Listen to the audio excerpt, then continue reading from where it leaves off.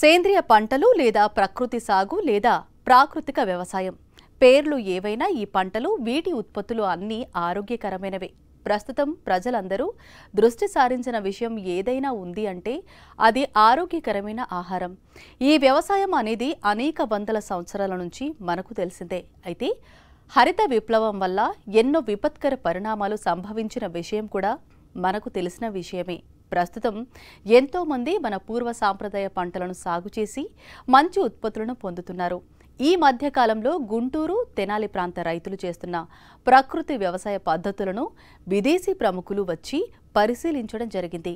ఆ వివరాలు ఇప్పుడు మనం తెలుసుకుందాం. సేంద్రియ వ్యవసాయం ప్రకృతి సిద్ధమైన పర్యావరణ అనుకూలమైన జీవాధారిత వ్యవసాయంగా చెప్పవచ్చు. ప్రకృతి వ్యవసాయ సేంద్రియ ఉత్పత్తులకు మార్కెటింగ్ సౌకర్యం కలిగించేందుకు కొన్ని అంతర్జాతీయ సంస్థలు ఆంధ్రప్రదేశ్లో కొన్ని ప్రాంతాలను సందర్శించడం జరిగింది. ఇలా రైతుల ఉత్పత్తుల గురించి, వారు చేస్తున్న ప్రకృతి వ్యవసాయ పద్ధతులు గమనిస్తూ వారికి కొన్ని సూచనలు, సలహాలు అందించడమే కాకుండా వారి ఉత్పత్తులను మార్కెటింగ్ చేసేలా రైతులతో ఒప్పందాలను కుదుర్చుకోవడం కూడా గొప్ప విషయమే. ఈ క్రమంలోనే అమెరికాకు చెందిన producer trust social ladder group company ప్రతినిధులు గుంటూరు జిల్లా తెనాలిలో పర్యటించి రైతులు చేస్తున్న ప్రకృతి వ్యవసాయాన్ని పరిశీలించడం జరిగింది.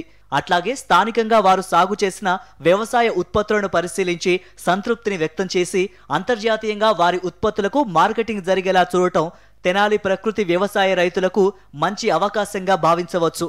అందులో భాగంగా ప్రకృతి వ్యవసాయ విభాగం marketing head Prabhakar, socio ladder సంస్థ ప్రతినిధులు శ్రవణాచార్య, రిషిక, హీనా రైతులతో సంభాషించి ఆంధ్రప్రదేశ్ ప్రభుత్వం రైతులకు అందిస్తున్న ప్రోత్సాహకాల గురించి తెలుసుకోవడం జరిగింది. నా పేరు ప్రభాకర్ అండి. రైతు సాధికార సంస్థ మార్కెటింగ్ విభాగం హెడ్ గా పనిచేస్తున్నాను. ఈ రోజు ఇక్కడ వచ్చినటువంటి అమెరికాకు సంబంధించినటువంటి ప్రతినిధులు వచ్చారు. ముఖ్యంగా వారు మన ఆంధ్రప్రదేశ్ రాష్ట్రంలో అమలు చేస్తున్నటువంటి ప్రకృతి వ్యవసాయాన్ని చాలా సార్లు ఇదివరకు విన్నారు. వారు చూసి మన ప్రభుత్వంతో ఒప్పందాల కోసం ఇక్కడికి వచ్చారు.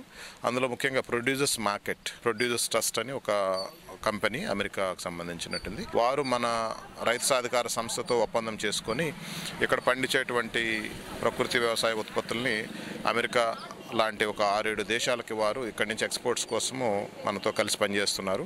ముఖ్యంగా ఈ ప్రకృతి వ్యవసాయాన్ని డీప్గా అర్థం చేసుకునే దానికోసం, ముఖ్యంగా ఎలాంటి విధానంలో ఈ యొక్క పంటలు పండిస్తారు, ఈ యొక్క పంట దిగుబడులు, ఉత్పత్తులు ముఖ్యంగా నాణ్యత ఎలా ఉన్నాయి, సో ఈ యొక్క అంశాలన్నీ కూడా తెలుసుకొని వీటికి సంబంధించినటువంటి ప్రోడక్ట్ స్టోరీ బర్డ్ అంటారు. అంటే ప్రతి ఉత్పత్తికి కూడా ఒక రకమైన స్టోరీ, ఏ రైతు పండించారు, ఎక్కడి నుంచి పండించారు, ఏమి విధానాలు పాటించారు, కొనేటువంటి ఒక కన్జ్యూమర్కి తెలియాలనే ఉద్దేశంతో వారు ఒక మంచి ప్రతి స్టోరీ లాగా దాన్ని తయారు చేసి కన్జ్యూమర్కి తెలియజేసే విధానం ఒక డెవలప్ చేస్తామని ముందుకొచ్చారు.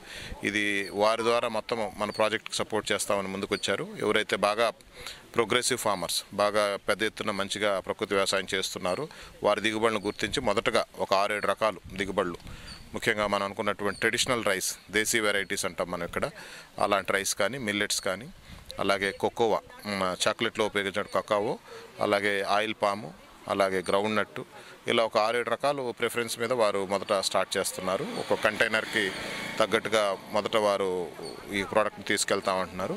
దీనికి సంబంధించి మనం ఏదైతే గవర్నమెంట్ తరఫున అమలు చేస్తున్నామో ప్రకృతి వ్యవసాయంలో ముఖ్యంగా ఈ పద్ధతులు, ప్యాకేజ్ ఆఫ్ ప్రాక్టీస్ అంటాము, ఏదైతే రాజీ లేని సూత్రాలు, కొన్ని ఖచ్చితంగా పాటించాల్సిన సూత్రాలు ఏవైతే ఉన్నాయో అవన్నీ కూడా ఫీల్డ్లో ఎలా అమలు చేస్తారు, ఏ విధంగా మనకు రసాయన వ్యవసాయానికి దీనికి తేడా ఉంది, అక్కడ వాడేటువంటి వాటికి ఏమి ఇక్కడ వాడతారు, ఎరువులకు బదులు ఏం వాడతారు, తెగుళ్ళు వస్తే పురుగు మందులకు బదులు ఏం వాడతారు, ఇవన్నీ కూడా వారు చూడటము, వాటిని ఎలా తయారు చేస్తారు అవి చూస్తారు. అలాగే చేసే రైతులతో కూడా మాట్లాడతారు, అక్కడున్న మోడల్స్ కొన్ని చూస్తారు. మార్కెటింగ్, ఇక్కడ పండించిన దిగుబడులు కూడా వాళ్ళు కొనేదానికి ఇక్కడ లోకల్గా పనిచేసేటువంటి కొన్ని FPOs, మండల సమాఖ్యలు, గ్రామ సంఘాలు, వాళ్ళతో కూడా మాట్లాడి వారికి సప్లై చేసేదానికి కావాల్సిన విధానాలు కూడా చర్చించుకొని ఒక ప్రతినిధి బృందం వచ్చారు.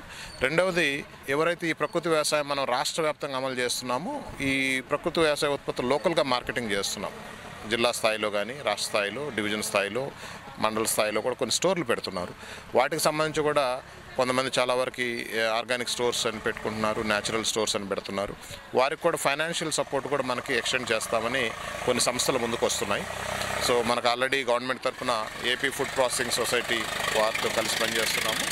అలాగే ఇంకా పెద్ద ఎత్తున పెద్ద ప్రాజెక్ట్స్ ఉన్నప్పుడు ఈ సమున్నతి అనే ఒక సంస్థ కూడా మనతో పనిచేస్తున్న వారు మనకు కూడా ఫైనాన్స్ చేస్తాం. మన ఎవరైతే స్టోర్స్ పెట్టుకొని ముందుకు వస్తున్నారో వారికి కూడా మనం ఇంకా ఈ ఆర్గానిక్ మార్కెట్ని పెంచేదానికి వస్తున్నారు. ఆ ప్రపోజల్స్ కూడా వారు చూస్తాము.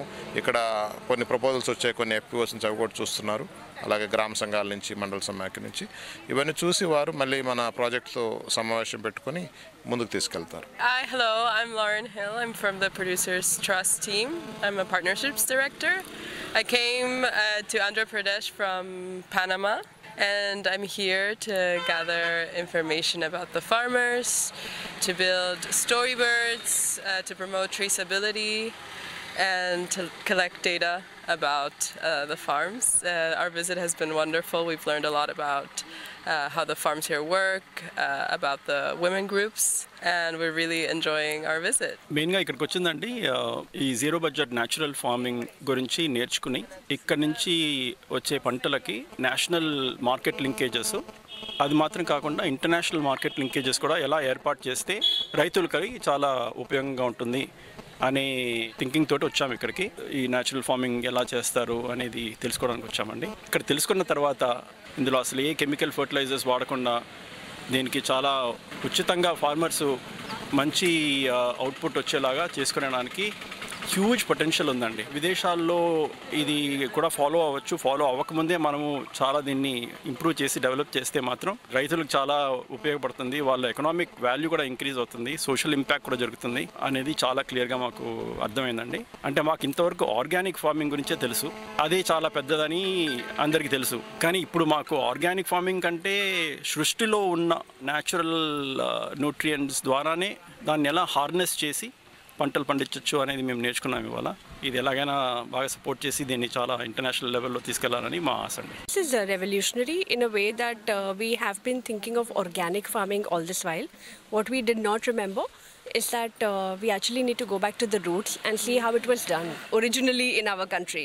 So it is amazing that they have been able to explore that potential, something which was unimaginable, place where we can move away from what else can be added and move to a place where utilizing what we already have.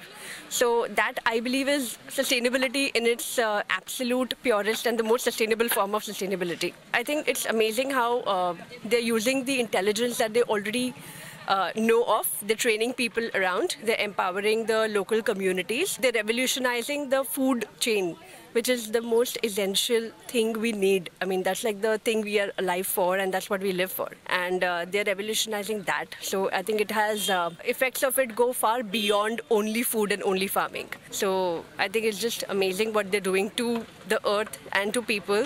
It has an all-round effect and a beautiful effect of that.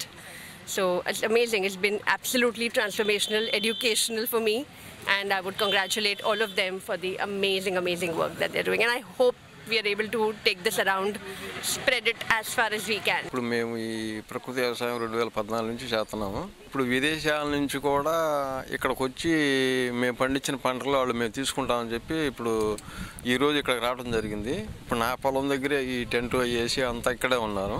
అయితే అందరూ కూడా రైతులందరూ కూడా ఇదే విధంగా కష్టపడి పండితే మంచి భవిష్యత్తే ఉంది. దీనికి ముందుకు రావట్లా రైతులు, ఇప్పుడిప్పుడే కొద్దిగా వస్తున్నారు. ఇప్పుడు మాకు ఇవాళ మాత్రం వీళ్ళు వచ్చి మేము తీసుకుంటామని చూసి బురదలో కూడా వాళ్ళు దిగుతుంటే మాకు చాలా సంతోషం అనిపిస్తుంది. జిల్లా ఆఫీసర్ గారు DPM రాజకుమార్ గారు ఆధ్వర్యంలో ఊరూరు తిరుగుతూ బాగా ఎంకరేజ్ చేసి రైతుల్ని ఏదన్నా విత్తనాలు కావాలన్నా సప్లై చేసి కూడా చేస్తున్నారు. నేను కోరుకునేది ఏం లేదండి, అందరూ ఇదే విధంగా వచ్చి ఇదే వ్యవసాయం చేసుకొని ఇట్లాగే మన ఎడిదిరిగి అయిపోయింది, మన వయసు మన సర్వీస్ అయిపోయింది, వచ్చే పిల్లల భవిష్యత్తు బాగుండేటట్టుగా చేద్దామని మా కోరిక అండి. దానికి అందరి సహకారం కావాలి, అందరూ కొంచెం మార్పుగా వస్తే బాగుంటుందని కోరుకుంటున్నాం.